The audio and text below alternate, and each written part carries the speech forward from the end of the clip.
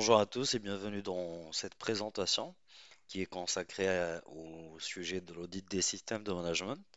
Donc, c'est une présentation qui est basée sur la norme ISO 19011 et qui est une norme consacrée à l'audit. Et dans cette présentation, on va voir ensemble un certain nombre de points essentiels à la réalisation d'un audit interne, à l'exercice de l'audit en général. Donc, dans le sommaire, on va voir le premier point ensemble qui est une définition normative de l'audit. Le deuxième point, on va parler du processus d'audit interne, donc en résumé. Et le troisième point, c'est on va aborder les types d'audits et leurs objectifs. Donc, les audits système, les audits processus et les audits produits. Et donc, on va voir les objectifs associés à chaque type d'audit. Quatrième point, on va voir un classement qui est proposé par la norme ISO 19011 euh, des audits selon leur nature. Donc, on va parler des audits internes, entre parenthèses aussi les audits externes. Et le cinquième point, c'est on va aborder en détail les trois phases de l'audit. Et bien sûr, on va parler aussi des outils de l'auditeur et qui vont tout simplement être utilisés durant les trois phases. Le dernier point, on va voir bien entendu donc quelques principes qui sont cités dans la norme ISO 19011, des principes relatifs à l'audit et à l'exercice de l'audit et aux auditeurs en général. Voilà un peu le sommaire de cette présentation. Donc je vous invite à suivre un peu avec nous donc cette présentation, en même temps de prendre peut-être des notes ou pour poser éventuellement des questions. Je vous invite à les laisser en commentaire. Et en même temps, on va essayer de répondre dans la mesure du possible à toutes les questions. Et bien entendu, également, si vous avez besoin d'une documentation particulière, on va essayer de vous la faire parvenir. Vous nous laissez juste votre adresse email en bas.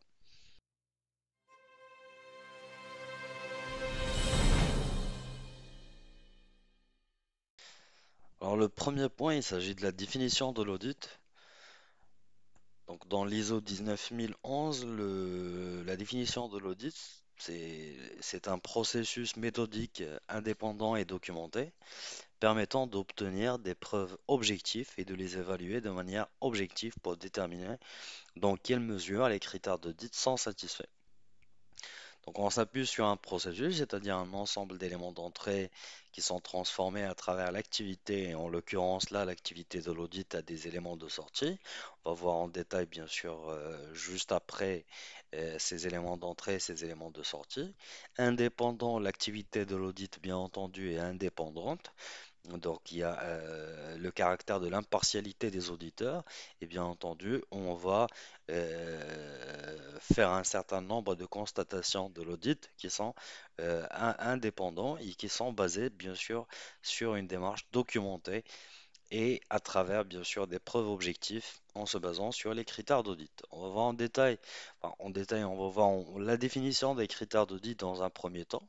Donc les critères d'audit, c'est l'ensemble d'exigences utilisées comme référence vis-à-vis de laquelle les preuves objectives sont comparées. Donc on a un référentiel sur lequel on va se baser pour bien entendu donc faire notre audit interne.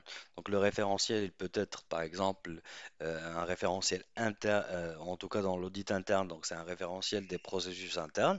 Ça dépend si on est dans un audit de processus ou un audit de système, mais ça on va le voir en détail juste après dans les types d'audit. Et sur la base de ce référentiel, on va chercher tout simplement des preuves de conformité ou de non-conformité vis-à-vis de ce référentiel. Voilà les critères d'audit. Les preuves objectives dans la définition de la norme, c'est une donnée démontrant l'existence ou la véracité de quelque chose. Les preuves d'audit, donc on peut parler d'enregistrement, par exemple des fiches de présence par rapport à une sensibilisation par rapport à la sécurité, une sensibilisation par rapport au système de management de la qualité, en tout cas une formation dans le cadre par exemple de l'amélioration des compétences de nos collaborateurs. On va chercher ces enregistrements-là. Des énoncés, c'est à travers le questionnaire, et ça on va le voir bien entendu travers les interviews, les entretiens qu'on va avoir avec l'ensemble des audités. Donc, c'est des énoncés de faits et qui peuvent constituer également des preuves d'audit ou d'autres informations pertinentes pour les critères d'audit et vérifiables. Bien sûr, donc le caractère de vérifiable, c'est-à-dire que on en a besoin dans le cadre tout simplement de la validation des constatations lors de la réunion de clôture et même avant la réunion de clôture, lors tout simplement de nos entretiens avec l'ensemble des audits. Voilà un peu pour la définition de l'audit selon la norme ISO 19011.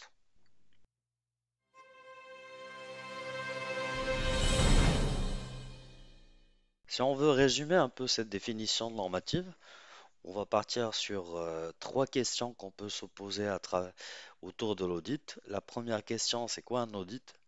Donc, on l'a bien dit, c'est un processus qui est méthodique et documenté et indépendant. La deuxième question qu'on peut se poser également, c'est dans quel but on fait un audit? C'est pour obtenir des preuves d'audit, bien sûr, et évaluer en deuxième lieu ces preuves de manière objective. On parle de preuves objectives et la manière de les évaluer, bien entendu, ça doit être objectif. Troisième question qu'on peut se poser, c'est pourquoi on fait un audit. C'est donc pour déterminer dans quelle mesure les critères d'audit sont satisfaits. C'est-à-dire, dans le cadre d'un audit, on va vérifier tout simplement les critères d'audit, est-ce qu'ils sont satisfaits ou pas par rapport à un système de management. Donc, la direction va donner tout simplement